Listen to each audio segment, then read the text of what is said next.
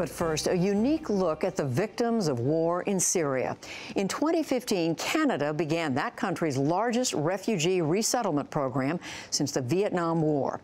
Over the last year and a half, 45,000 Syrian refugees have made Canada their home, more than double those admitted in the U.S. Now, a group of comic book artists are documenting refugee stories through their art. Special correspondent Stefan Labe and producer Lauren Calger have the story.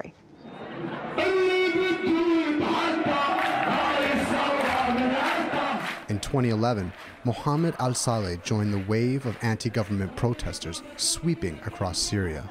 It was the first time in my life where I hear my voice saying the word freedom in public. It was the first time in Syrian history where a picture of our dictator is being torn in public. And I was taking that shot. That was one of the most amazing days of my life. That footage would prove his undoing as the government began to crack down on protesters. Now they are attacking us.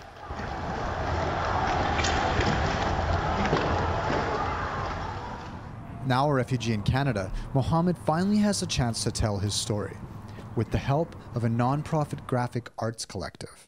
Cloudscape finds people who have come to Canada as refugees and matches them with comic book artists. Jonathan Dalton is an established comic artist. He usually draws stories about fantasy and historical fiction. But this time, Mohammed's life is on the page. A story that begins with revolution. I was studying medicine at Homs University during the Arab Spring.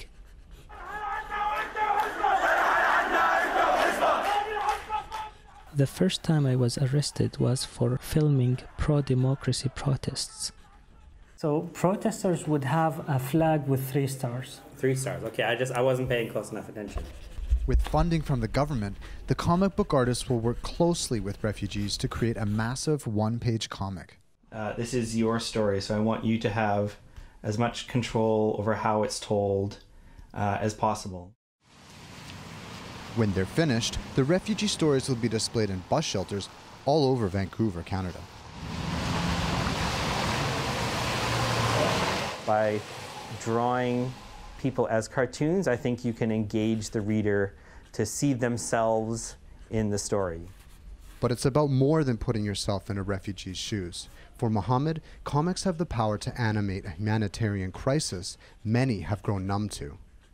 When you try your best to share a story about the worst crisis after World War II, sometimes you feel that language is not actually capable of doing that. I think that's what I drew. And in this I can find lots of images. After shooting the protest footage, Mohammed had no idea his future would take a dark turn. I tried my best to stay out of trouble, but... Assad's security forces stormed Mohammed's classroom as he was writing an exam.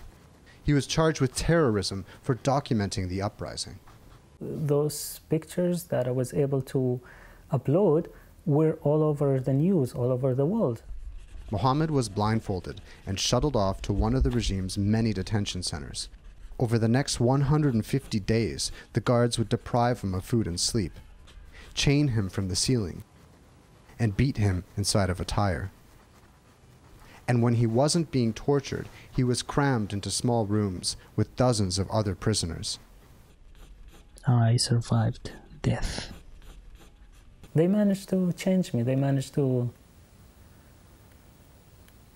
terrorize me. Mohammed was released from prison when his brother bribed a judge. When I got my freedom back, all I wanted to do was see my family. I also wanted to say goodbye. I needed to get as far away as I could. He jumped into a taxi and fled to Lebanon. You know, when you're on survival mode, like where you're not who, it was because of that I decided to leave Syria. It was because of that I decided that I'm not going to risk being detained and tortured again. He would soon be chosen as one of the first 200 Syrian refugees to be granted asylum in Canada. When I arrived in Vancouver, I had only the clothes on my back. 3 years on, he's built a life for himself here. Now, Mohammed helps other refugees newly arrived in the city. People like Osama, who just arrived from Syria with his wife and 4 kids. Today, Mohammed is helping them start over. He signs them up for health insurance, Application for medical service plan. helps them open a bank account, and teaches them how to withdraw money from an ATM. بتستخدم هاي البطاقة على deposit, withdraw. But with the Khartoum project, he wants to reach beyond the refugee community. I think it's very important to, share my story or other immigrants to share their stories as well, in order to demonstrate we have this beautiful place because we welcome others, because we are the positive example in a very bad world. With his family scattered across Turkey and Germany, and anti-immigrant movements on the rise, Mohammed is focused on one thing: reuniting his family here in Canada. For PBS NewsHour, I'm Stéphane Labbé in Vancouver.